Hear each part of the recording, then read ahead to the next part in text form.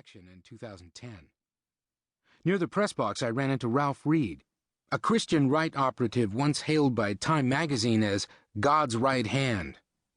Reed had harbored presidential ambitions, but his campaign for Georgia lieutenant governor ended in humiliating defeat when his role was disclosed in lobbyist Jack Abramoff's scheme to trick evangelical leaders into pressuring the Bush administration's Department of Interior to shut down Indian casinos that Abramoff's clients considered business competitors. I asked Reed whether he still had a political future. "What do you mean? I never left politics," he chirped, beaming at me with a pearly smile. Reed and Abramoff's former friend and ally, ex-House Majority Leader Tom DeLay, hosted a private party that evening for Republican bigwigs. DeLay, who stood accused by the Texas Attorney General of money laundering, had charged McCain with betraying the conservative movement. One of the DeLay party's high-profile attendees, Representative John McCain, headbutted an ABC cameraman when a reporter asked him if he was happy to see his disgraced friend.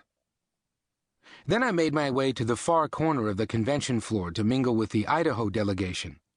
I asked delegates where the state's outgoing senior senator, Larry Craig, was. Craig, rated the third most conservative senator in Congress, had barely eluded criminal charges after soliciting sex with an undercover cop in an airport bathroom stall.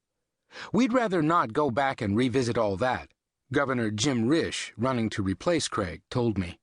"I'm really here to talk about our party's plan for keeping the tax rate low." From the Idaho delegation, I pushed through a gaggle of reporters and cameramen surrounding the Alaska delegation to meet some of Palin's constituents. When I approached a young man, the only delegate from the state who appeared to be under the age of 50, he snapped, "You're not going to ask about Bristol, are you?" referring to Palin's pregnant 16-year-old daughter, who sat nearby with her fiancé, 18-year-old self-proclaimed fucking redneck Levi Johnston. I asked about Palin's support for laws banning abortion even in cases of rape, incest, or when the mother's life is in danger. "There's no reason to kill a baby, whether you consider him unborn or born," the delegate replied. Another delegate, a middle-aged woman, explained to me how her husband took their 2 daughters on dates to talk about keeping themselves pure until marriage. 2 days later, the same woman, dressed in a construction worker's outfit, like one of the village people, bellowed on the convention floor in favor of offshore drilling. "Drill, baby, drill." This was a portrait of the Republican Party fully in the grip of its right wing, almost exclusively white, overwhelmingly evangelical, fixated on abortion, homosexuality, and abstinence education, resentful and angry, and unable to discuss how and why it had become this way. Noticeably absent from the convention were moderate Republicans. Senator Lincoln Chafee, legatee of the moderate Republican tradition in Rhode Island, was defeated in the 2006 midterms, and he was endorsing Obama. The last Republican House member from New England, Representative Chris Shays of Connecticut, would lose his seat in 2 months. None of the great Republican families of the past, from the Rockefellers to the Eisenhowers, were there either. Both of Ronald Reagan's natural children, Ron and Patty, endorsed Obama. President Dwight Eisenhower's granddaughter, Susan, addressed the Democratic National Convention in Denver just moments before Barack Obama appeared to accept his party's nomination.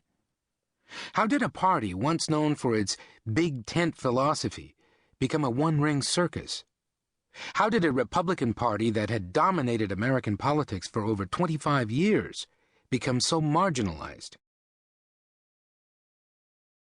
During the 1952 presidential campaign, the Republican nominee and former Supreme Commander of Allied forces in Europe, Dwight D. Eisenhower, silently observed the attacks on the patriotism of a man he knew was a great American, General George C. Marshall, then serving as Secretary of State. His assailant was Senator Joseph McCarthy of Wisconsin, as opportunistic and sloppy as he was vicious. Eisenhower seethed while McCarthy smeared Marshall as a man steeped in falsehood who supposedly harbored at least 57 active communists within the State Department. Eisenhower loathed everything about McCarthy, regarding him as a dangerous and petty demagogue, but he shrank from attacking him or defending Marshall